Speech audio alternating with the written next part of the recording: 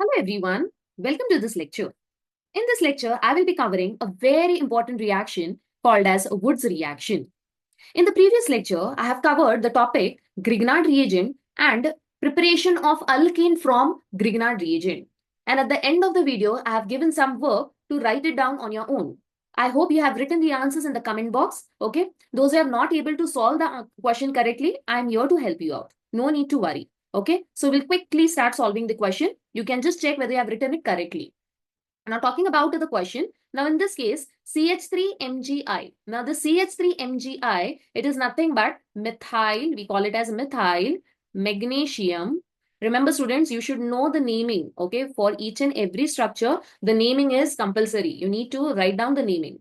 Now talking about H2O, now as I said, whenever you need to write down the reaction, do not by heart the reaction. Quickly we are going to identify the charges. In H2O, we have H plus and OH minus. Here we have a minus and plus. So we know now H plus, it is going towards minus, and minus, it will go towards plus. So what is the answer? Yes, students, it is CH3 and hydrogen. So I'm going to get CH4, right? And then the byproduct is magnesium, OH and I. Clear? So this was the question given. Along with this question, we have solved many examples. Now, similarly, we are going to now focus on the next reaction, Wood's reaction. And at the end of the reaction, we are going to solve many questions based on the same topic. So keep watching the video till the end. So quickly, we are going to start now. Now, Wood's reaction, basically, haloalkane, preferably bromo and iodoalkanes, when they are treated with metallic sodium, in the presence of dry ether, okay, we get the higher alkanes. So basically, we are getting what? We are getting twice, okay, we are getting twice the number of carbon atom. Very, very important point.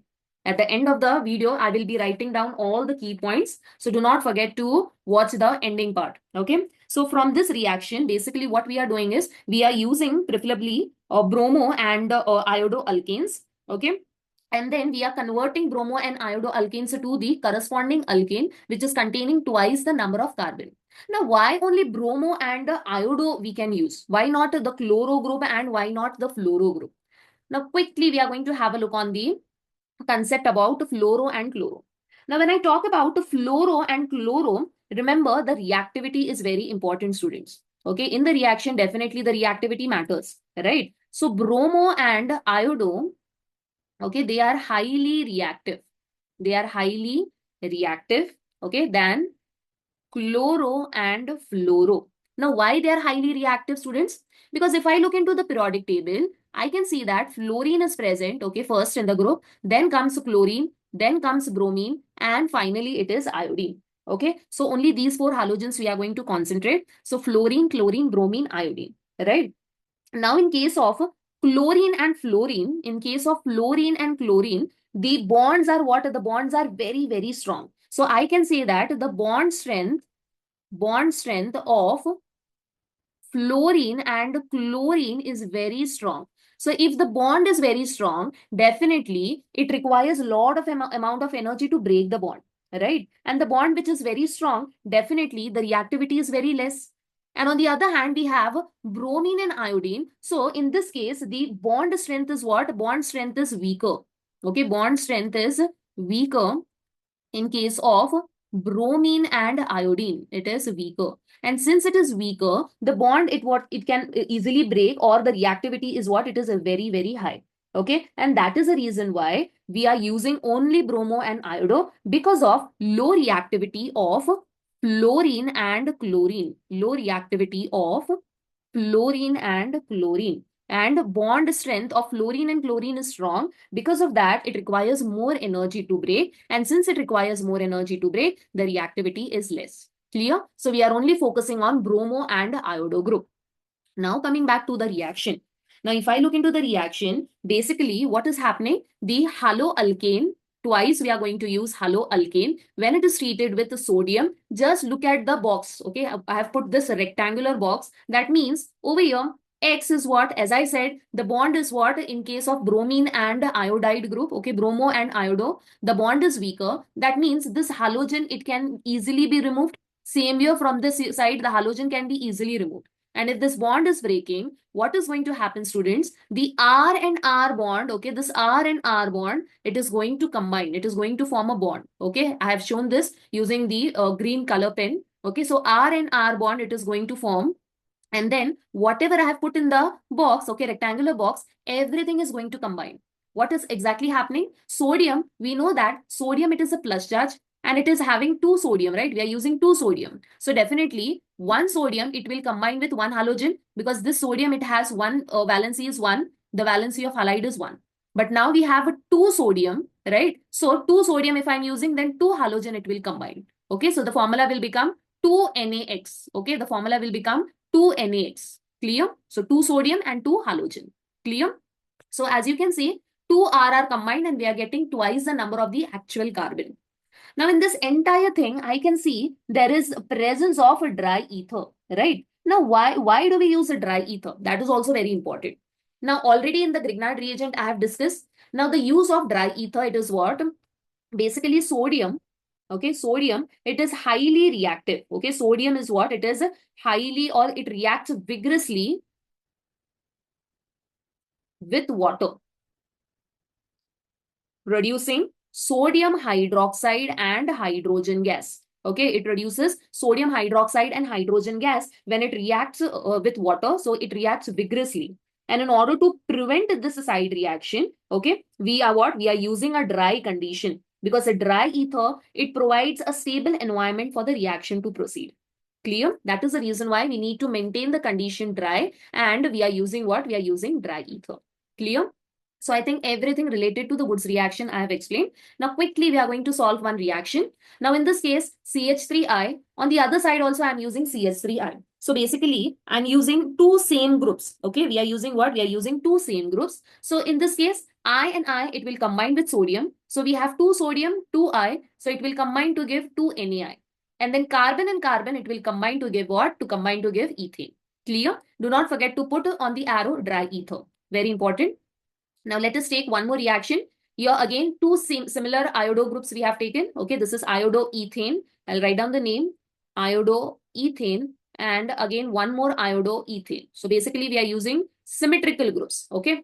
Now again, how we are going to proceed? Wherever you find the halogen, you break this bond, halogen, break this bond, and then put a box. Make a habit to use pencil and then put a box or the arrow the way I have shown in my notes. Okay, it becomes more easier to understand the concept.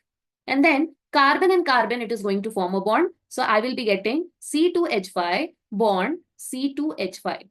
And then the byproduct in this case is 2NaI, right? 2NaI, that is sodium iodide. Okay, the naming is sodium iodide. And then what is the product? The product we have formed is butane. Okay, we have formed is butane since 4 carbon are present. Clear? So this is everything related to the same molecules. If I'm using same iodo group, then I will be getting what? I will be getting the twice the number of the carbon, right? Now suppose if I take one more example, let us take now one more example, isopropyl iodide. Okay, the question is iso. I hope everyone knows now the meaning of iso. This I have already explained in the previous chapter as well as in this chapter at the starting. Okay, so kindly go through the previous videos to understand the concept. Now this is iodopropane. Now I'm going to use one more iodopropane. Okay, and then quickly take out your notebook and start writing the reaction without looking the screen. Okay, this will make your concept more clear if you practice it on your own. Now just pause the video, write down the answer, and then again you can play the video and check whether you have written it correctly. I hope you have written the answer correctly. Now let us write down the answer. Now this is the bond which is going to break. This bond is going to break. Then this entire thing, we are going to put it in box. Okay. Remember the first one I have written it. Okay. The iodo group. The second one, reverse, you are going to write down. Okay. You are going to write down the other way. Okay. Then only you can put this box, because many a times I have seen students writing the other molecule same like the first one. And then they put this CH3 in the box, which is totally wrong. Okay. So please try to understand the concept, the logic. Okay. And then what we are left with? We are left with this carbon and this carbon. Okay. So everything I'm going to write it down as it is. So this is CH3. Now comes CH3. Then this CH, it is bonded to the other CH of the other iodopropane, the second iodopropane, and then I'm going to get this compound. Okay. And finally, NAI. Okay. We need to put 2 also. So this is 2NAI. Clear? So this is the product we have prepared. And then the name of this particular product is what? We can write down the IUPAC name. I hope everyone knows now writing the IUPAC. Please check all the previous lectures for nomenclature of alkane. So the naming is 2,3 dimethyl and butane. Clear? So we have prepared 2,3 dimethyl propane, butane, sorry. Now everything related to symmetrical alkanes we have done. Okay, symmetrical group we have used. Now what if I'm using two different alkyl halides? Okay, if we are using two different alkyl halides, then in the same way we can carry out the reaction. Okay, but in this case, I will be preparing the alkane with odd number of carbon atoms. Because still here, what we have done, we have used the same haloalkane and then we were preparing even number of alkanes, right? Here it is 2, then here we have prepared 4. So likewise, we can prepare even number of alkanes using the same haloalkane. But if we are using two different haloalkanes, now this is iodomethane and this is iodoethane, right? Now what we are going to do is, to this reaction, I will be getting a mixture of a product. Okay? We will be getting what? We will be getting mixtures of product. And in this case, we will be getting 3 alkanes. Okay? How we are going to write down? First, we are going to carry out this reaction, CH3I. It will combine with one or CH3I. Okay, it will combine with itself in presence of 2Na. And then I will be getting CH3 bond CH3. Clear? Then again, this iodoethane, it is going to combine with one more iodoethane. And then C2H5, C2H5 is going to form a bond. Clear? And then comes the third product. Third product, what we are going to do is this carbon and the carbon from the other molecule. Okay, wherever the bond is breaking from here. So these two are going to combine. So I will be getting C2H5CH3. Clear? Okay. And then of course, NAI is also there. NAI. Okay, everywhere you need to put NAI. Clear? Need not worry about the balancing. Okay, it is understood. It is understood that the reaction is what it is balanced.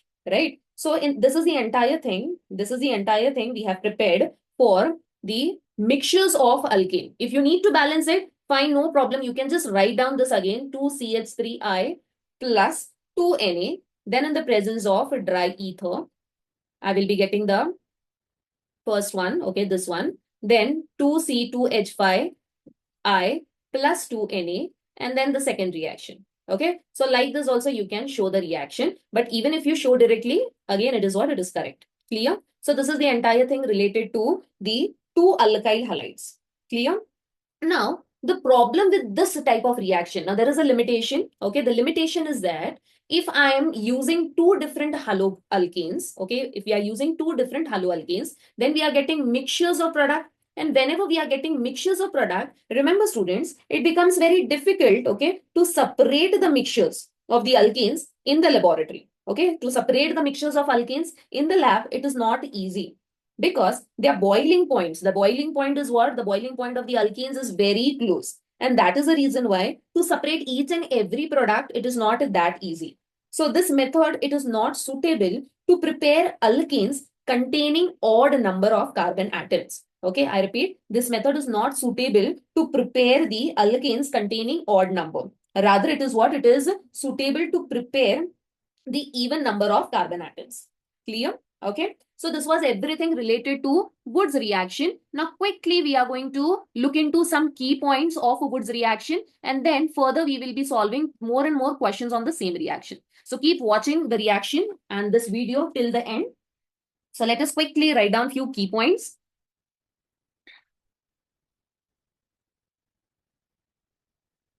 Now if I look into the key points, the first one is